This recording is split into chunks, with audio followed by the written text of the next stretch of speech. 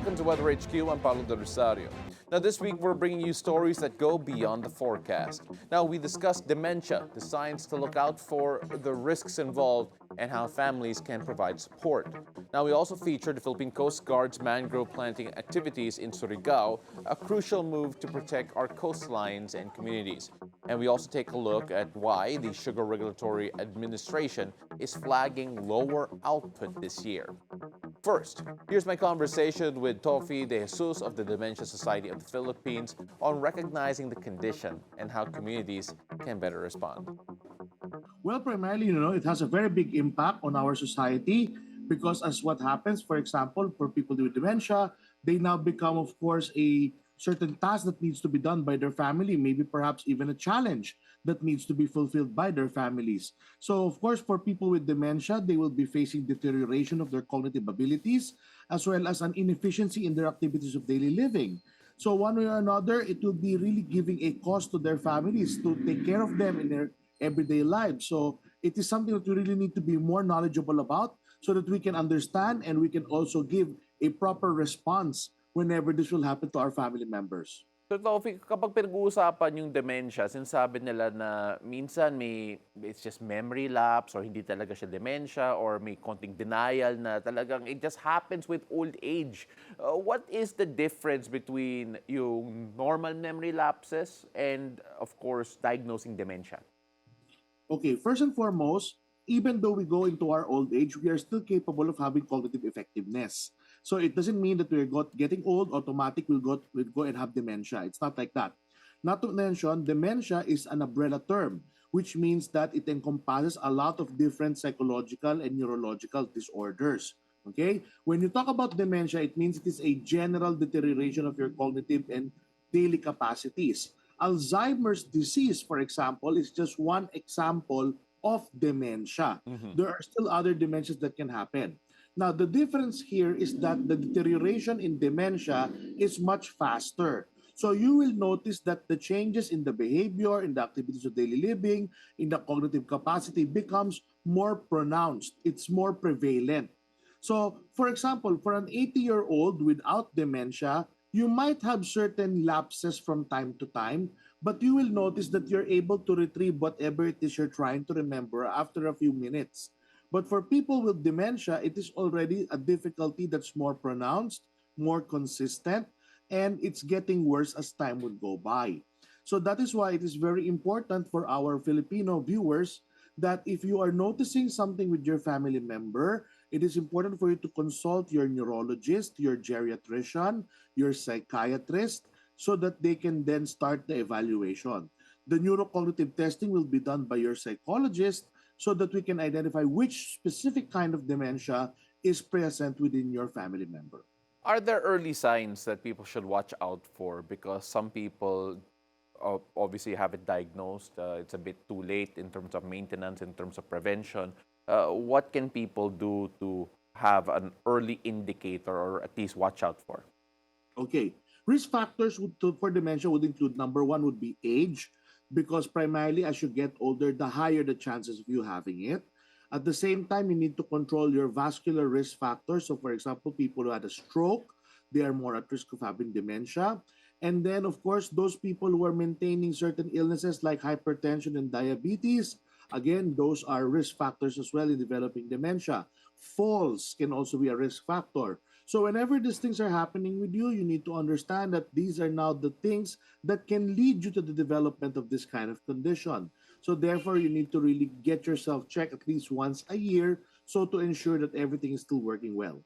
I think a lot of people are surprised to know that when you talk about dementia, it is an umbrella term. As you mentioned a while ago, Alzheimer's, I believe, may be the most common type. When you Yes, look yes. at the different types of dementia, what are the ones that you typically encounter dito sa Pilipinas? Yes, of course. The top three would be, of course, your Alzheimer's disease, which is the most prevalent one, followed by major neurocognitive disorders due to cerebrovascular accidents. So these are the dementias due to a stroke. Mhm. And then, of course, you have your frontotemporal dementia as well. Mhm. And of course, I believe another term that has been moved about is yung Lewy body dementia. I believe is Yes, another one that but has that's been more less common. common. That's Okay. quite less common. So, una yung tatlo. You have your Alzheimer's, your vascular, and then your frontotemporal. Your Lewy bodies kasi, what happens here is that there is a specific entity within the brain known as the Lewy bodies that's not found at most cases naman that we have with dementia.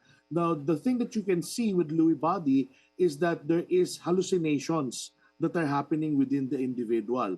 So, for example, if you have an elderly that is usually telling you things like he is seeing things that are not even there, then that would be a good sign that that may be a Lewy body dementia. Mhm. At the same time, there's also behavioral changes that are coming first as compared to the cognitive ones. Unlike with your Alzheimer's, the cognitive capacities are the ones that first suffer. Mhm. I'm sure there are a lot of people now concerned about all of the different types of dementia, all of these risks. Let's talk about prevention. And of course, let's talk about ways that lifestyle factors could potentially diminish the risk of developing dementia. First of all, are there any lifestyle changes that can be done to reduce the risk of developing dementia? Of course, primarily what you need to understand is that heart health equals to brain health. Researchers would say that people in their 40s and in their 50s who took care of their vascular risk factors, meaning you took care of your heart, you ensured that you have a good diet, you did not have any stroke, you have your hypertension controlled or maintained. These are the people who then get a lower risk of developing dementia along the way. However, for example, if let's say you are smoking, you are drinking, your typical lifestyle problems, if these are prevalent in your daily living, then of course it also increases the chances of dementia. At the same time, we need to understand that there is a factor known as cognitive reserve.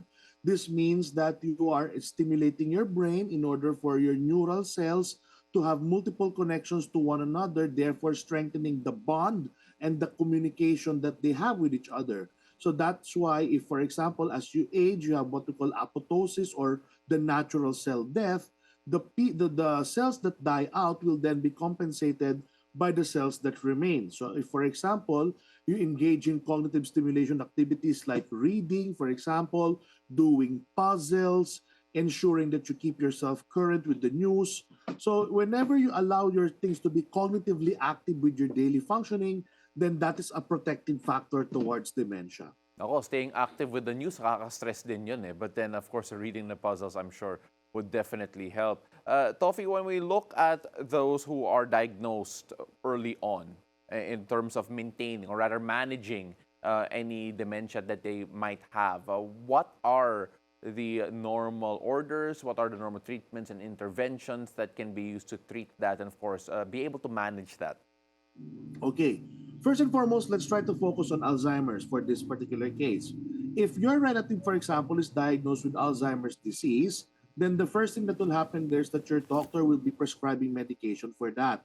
The medication will then allow for certain chemicals, for example, like acetylcholine, to be in more proficient amount within your brain. So that allows you to ensure that there is a proper memory functioning. Now, the acetylcholine, once it's properly maintained in the brain, can then at least buy you around 5 years of a maintained capability. Mhm. Although we need to understand that there's no cure yet for dementia. Okay? Now, as time would go by, you will still get worse, and other medications may be added onto you. A lot of doctors are now actually maintaining two medications. They do it at the same time to ensure proper functionality within the individual. So besides the medication, there are a number of therapies that can also be done. First, we have what we call cognitive rehabilitation. So that means on a weekly basis, the patient will go to the doctor or the psychologist, and the psychologist will then administer activities that stimulate the brain. And therefore, by doing so, you are then allowing the remaining neurons to connect with one another so that they could at least maintain a certain level of functionality. This will then be succeeded with a series of activities that you'll be taking home so that you can also practice even though you're not with your psychologist. So besides that, there's also what we call reminiscence therapy, where in which you can then dig up old albums and try to recall who is this person, where am I in this activity, what am I doing in this picture. So by doing so, you're trying to help recall certain things that happen within your life. Now, in addition to that, exercise, physical exercise will be very essential So as long as our patient is capable of moving, we are recommending light exercises to ensure that the body remains active as well. So whenever you do this kind of regimen, you are then ensuring that whatever is the current status of your patient will then be maintained on a prolonged basis, and we can then delay the progression of the illness. Now, when we return, how does the Philippine Coast Guard go beyond guarding our seas, leading mangrove planting to shield Surigao's coastlines? Now, you're watching Weather HQ. Stay with us.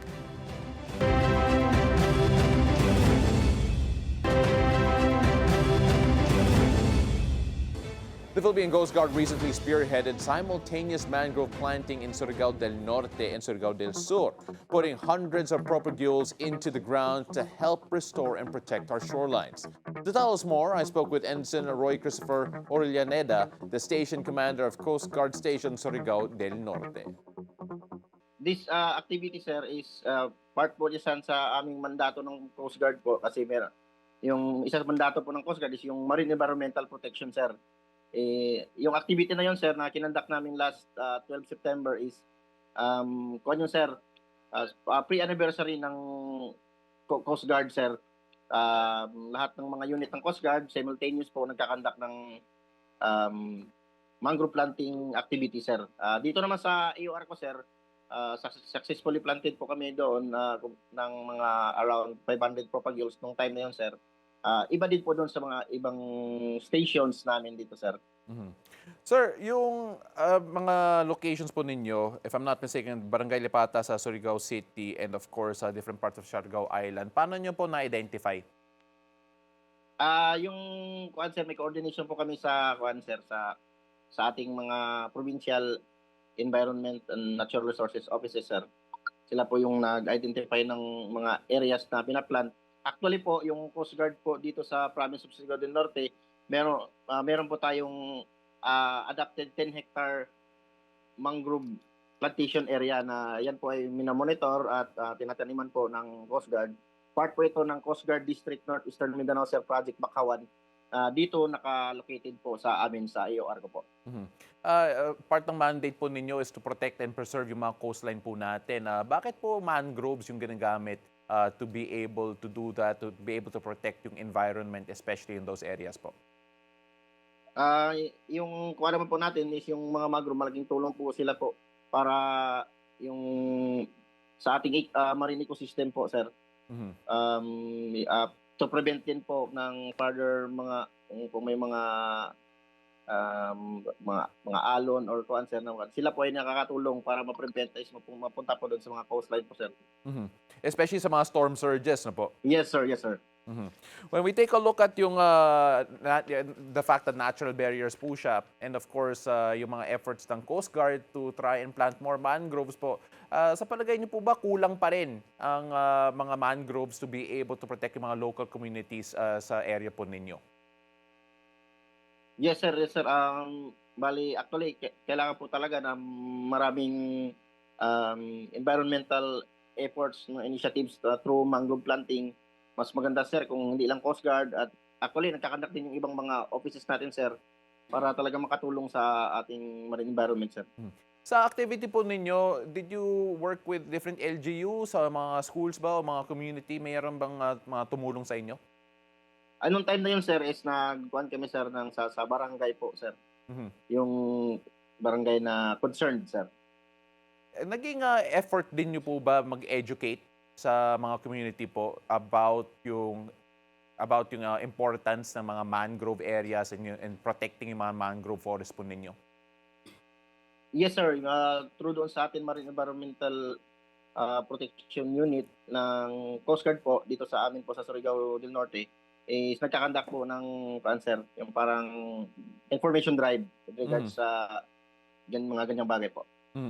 Sir, if I'm not mistaken, yung PCG, 124th anniversary. And syempre ngayon, kapag pinag-usapan yung PCG, normally we talk about yung mga efforts niyo trying to maintain yung territory po natin and trying to make sure that it is safe para sa mga maritime travelers po natin. Pero yung environmental efforts po ng PCG, how high is that in the priority especially sa mga units within yung territorial bounds natin or that are closer to yung mga areas na talagang nasasalanta ng mga bagyo?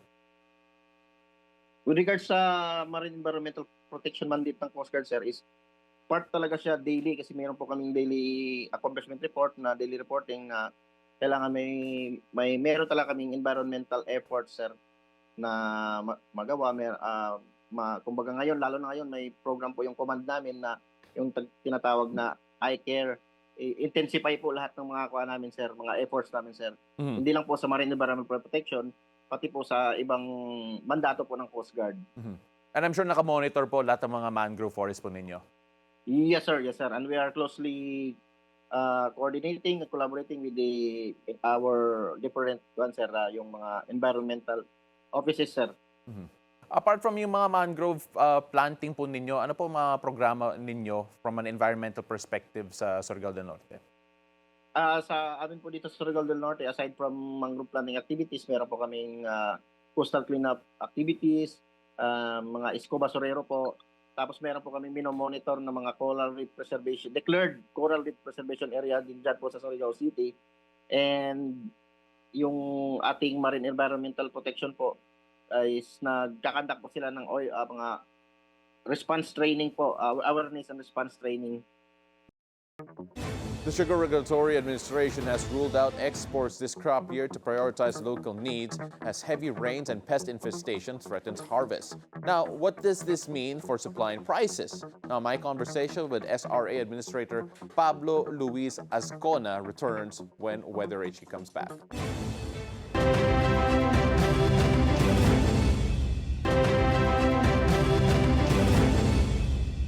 Welcome back. You're still watching Weather HQ. I'm Paolo del Rosario. The country is bracing for a tighter sugar supply this crop year. The Sugar Regulatory Administration has ruled out exports to protect domestic needs, citing lower production from weather disruptions and pest infestation in Negros. Now, to understand more, here's my conversation with SRA Administrator Pablo Luis Azcona. Actually, we came out with Sugar Order number 1. What we did was to allocate in the meantime allocate all the production to the domestic supply. It is common knowledge naman po that our domestic production cannot suffice the domestic demand. However, we don't close the doors actually to exportation. Kasi po, as confusing as it may seem sometimes, we actually export when the local sugar production is at its peak, which is January, February, March, where we're producing so much sugar, maybe twice or triple our local demand on a monthly basis. So baka po mag-export pa rin tayo in those times. So when we talk about keeping it domestic now po, you mentioned a while ago, when we are at our peak, we do export. But is there a drop in terms of yung output natin, in terms of expectations during this time that led to your decision to keep sugar domestic, at least for the time being? Yeah, okay. So first off, we have been growing in production the last 3 years. No, 3 years ago we were at as low as 1.799 million metric tons. Yes, po. And then last year we were already at 2.085. This year we estimated 1.9 something million metric tons. And we also mentioned in the sugar order that we might have a drop from the estimate, mainly because of the extreme weather that we're facing north of Negros. Plus, we have RSSI, yung red soft scale insect na pest po that we're dealing with. So the pest is new to Negros. It's basically new to the Philippines. We don't on a worldwide basis, in countries affected by it, they recorded a 50% drop in production. So we don't know if it will happen to us at the same level. The infestation rate based on SRA records is at 5,000 hectares already. It only started in Negros at sometime in March, and we started recording it in May. So from May to now, from nothing we're now at 5,000 something hectares for Negros alone. Yes. So in preparation for all this, we will allocate all the sugar for domestic use muna, and then we'll see what happens po sometime in December or January. If we have enough sugar in those days, we might need to export. Okay. Sir, you mentioned a while ago the reasons why, the extreme weather conditions, especially in Negros, and of course, yung bagong infestation. We actually reported about yung infestation na yan here on the show. Just how significant is the estimated impact? You mentioned 50% in other places around the world. Dito, na-mention nyo po 5,000 hectares in Negros alone. How much percentage of that is the production that we are expecting to, or rather, how much percentage of the production do we expect to be affected by this infestation? Okay, so let's say we consider the 5,000 hectares to be severely infested. No? Mm-hmm. So that's a 50% drop for the 5,000 hectares. However, on the good side, Negros po is 250,000 hectares. So Okay. hopefully, yung problema natin, yung recorded po is 5,000. Yes. I am pretty sure we have unrecorded cases.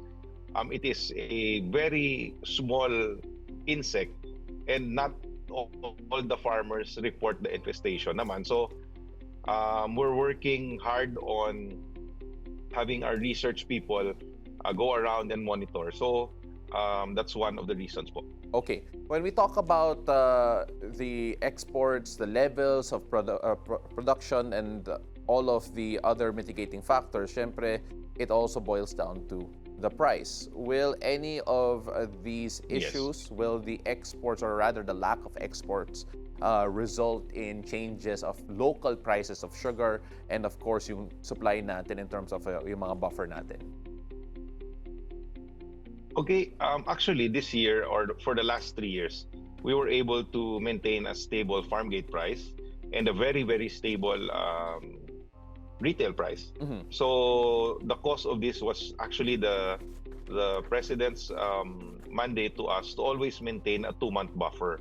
So yung threshold po natin for importation is actually a 3-month supply.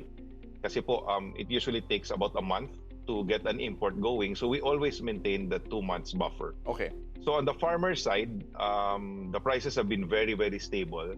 That's why we noticed or we recorded an increase in area. We were down to 380,000 hectares of sugarcane farms na lang po in 2022.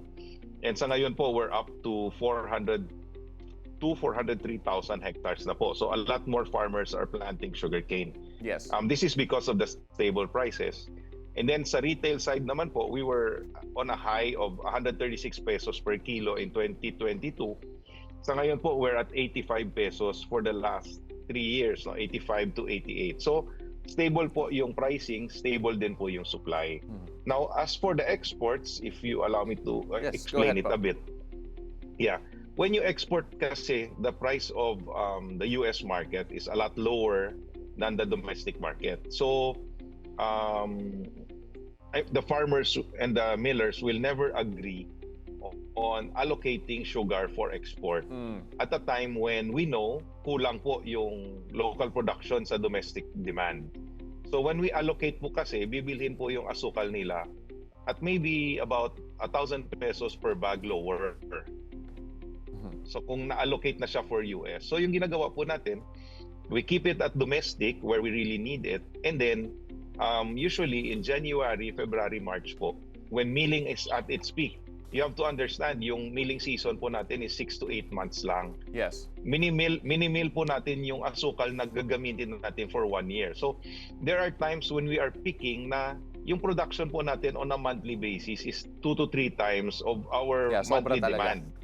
Yes, so babagsak po yung farm gate price. Ang problema doon, pag bumagsak yung farm gate price, tamaan yung farmer, hindi naman po bumababa yung retail price.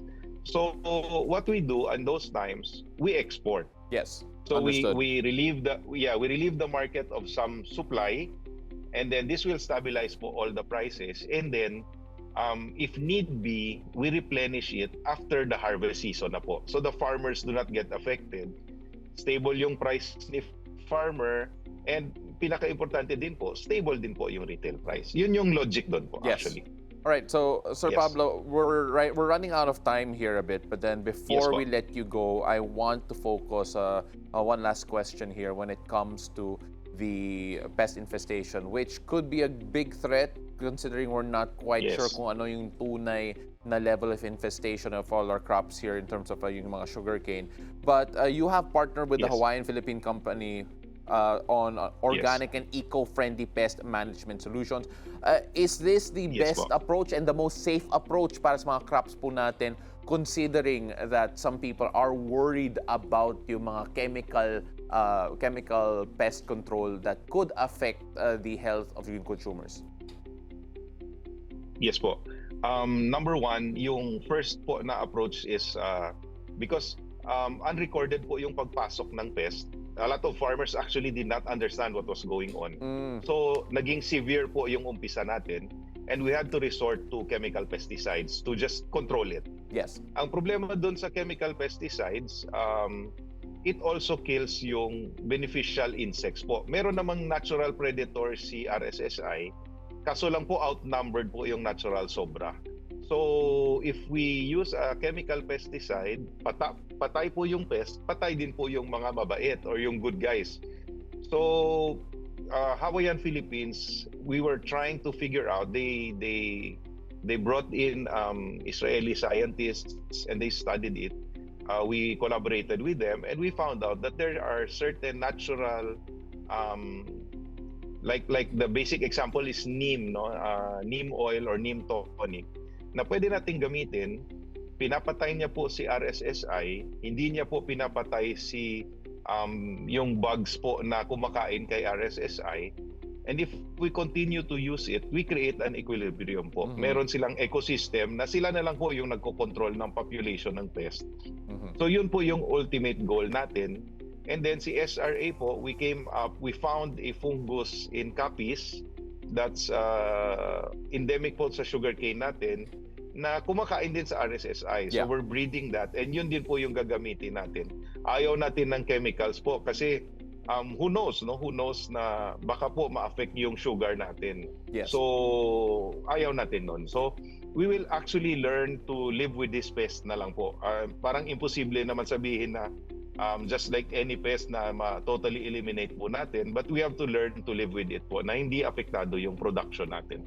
And that wraps up this week's episode of Weather HQ. Thank you so much for spending your time with us. I'm Paolo del Rosario. We'll see you again next week, only here on BNC, the Bilyonaryo News Channel.